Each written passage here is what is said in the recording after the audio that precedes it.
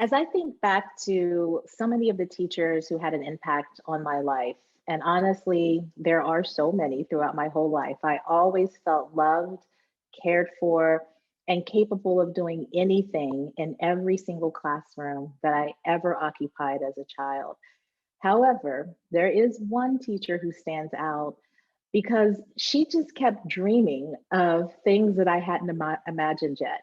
And as a high school student, that was really profound for me to experience right before going to college. And her name is Miss Louise Gerald, and she was my AP biology teacher, my anatomy and physiology, AP anatomy and physiology teacher. And she taught me something else. I can't remember the other science class that she taught me at Western Hills High School in Cincinnati, Ohio.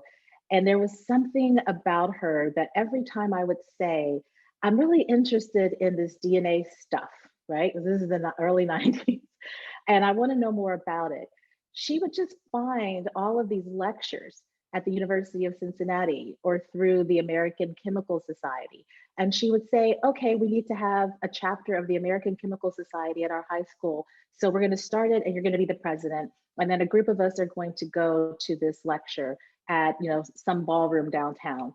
And we would get dressed up and we would go to these lectures. Or so she would just keep looking for every opportunity outside of school to feed my insatiable curiosity about science. And it was because of her that I really wasn't sure what I wanted to do when I went to college, because I really thought I was going to do something in politics. But because she kept feeding everything I wanted to learn about science and honestly making me believe that I could do anything in the sciences, and kept creating all of these opportunities for me to go to research labs, to have internships when I was a high school student at colleges with researchers who were doing work in DNA.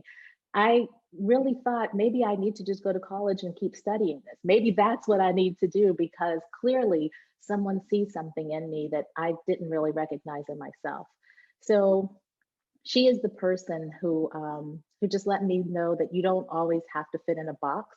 It's okay to be this girl who's on the cheerleading team and does all this other stuff, but that's also the president of the American Chemical Society's chapter at your high school. And I appreciate her for that, for allowing me to embrace every part of who I am and to keep growing with that curiosity that I now know is part of what makes me the type of thinker I am. So that's my teacher.